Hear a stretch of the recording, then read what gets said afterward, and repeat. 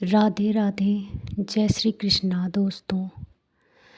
मैं आज ऐसी बातें बता रही हूँ जो मैंने किसी से सुनी थी, लेकिन वो बातें या वो चीज़ें मेरे साथ भी होंगी मुझे पता नहीं था। वो क्यों? क्योंकि मुझे बांके बिहारी से इतना प्रेम हो चुका था कि मैं जाना चाहती थी वृंदावन और उन्हें अपनी आँखों से देखना चाहती थी, पर जाना नहीं हुआ। मैं रोज़ अपने फ़ोन पर बांके बिहारी के भजन लगाती, काम करती रहती और सुनती रहती, और अपने आप ही आँखों से आंसू बहने लगते। मन में इतनी करुणा भर जाती कि आँखों से आंसू रुकते ही नहीं। मैं मन ही मन में सोचती रहती कि हे वृंदावन बिहारी, हे बांके बिहारी, मुझे वृंदावन में कब बुलाओगे, कब आपके दर्शन होंगे। तो मुझे कहते हैं कि संतों का सानिध्य भी एक बहुत बड़ी चीज़ है। तो प्रेमानंद जी महाराज जी, जो मुझे अत्यंत प्रिय हैं, मैंने उनके 1-2 प्रवचन सुने। तो संतों के प्रवचन से ही हमें ज्ञान मिलता है। तो मुझे पता चला कि बरसाने वाली जो राधा रानी हैं, वो भक्तों की पुकार अवश्य ही सुनती हैं। तो जब भी मैं वृंदावन बिहारी लाल की, श्री बांके बिहारी के भजन चलाती, तो मैं बरसाने वाली को याद कर कर के रोती कि हे बरसाने वाली, मुझे वृंदावन बुला लो, मुझे बांके बिहारी जी के दर्शन करने हैं। तो 1-2 महीने बीतते गए, वो ही क्रम चलता रहा, वो ही भजनों का दौर, वो ही आँखों से आंसू निकलने, दिन रात बेचैन हो जाना। तो अचानक ही जैसे ही गर्मियों की छुट्टियां पड़ी बच्चों की, तो मैं चली गई अपने घर पे, अपने गांव। तो अचानक ही इन्होंने कहा कि हम वृंदावन चलते हैं। तो वृंदावन का नाम लेने से ही मेरे मन में इतनी खुशी उमड़ी कि खुशी का कोई ठिकाना नहीं था, और आँखों में बहुत ही ज़्यादा आंसू भर गए थे कि अचानक उस बरसाने वाले ने, उस राधा रानी ने मेरी बात सुन ही ली। और अब भी मैं भावपूर्ण हो रही हूँ, क्षमा करना। तो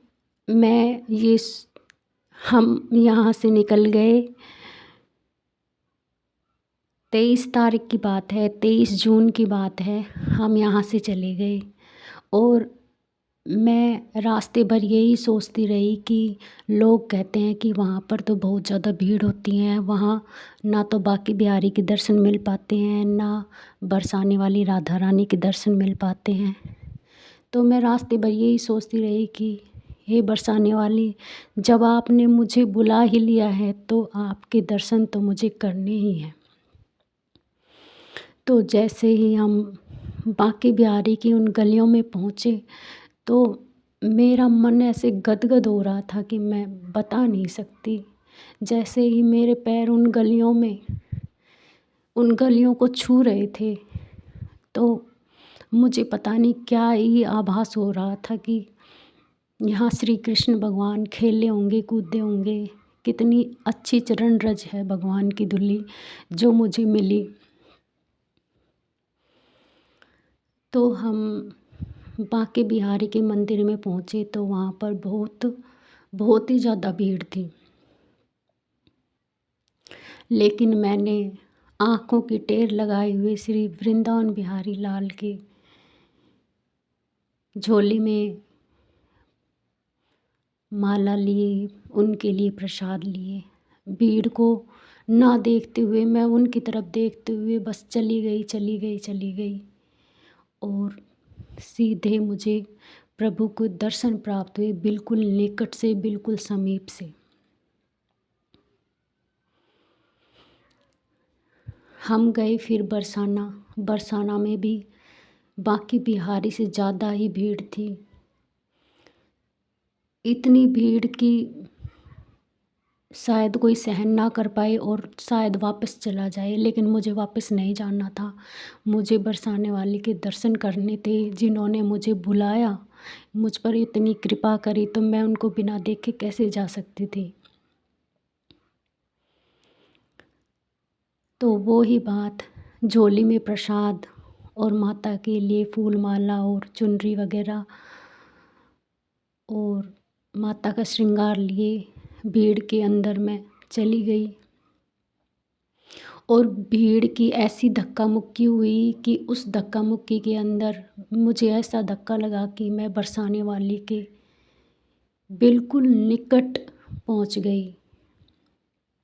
माता ने ऐसी कृपा करी, मैंने उनको 15-20 मिनट तक खूब निहारा माता के, और मुझे वहाँ पे माता का आशीर्वाद मिला। मुझे वहाँ पर माला मिली, माता का श्रृंगार मिला, जिसे पाकर मैं बहुत ही खुश थी। और मैं ये सोच रही थी कि जो बरसाने वाली है, वो बरसाने वाली यूँ ही नहीं है, वो अपने भक्तों पर बहुत ही आशीर्वाद और प्यार बरसाती है। ये है मेरी कहानी। अगर आपको पसंद आई तो राधे राधे बोलना बस, और कुछ नहीं। राधे राधे।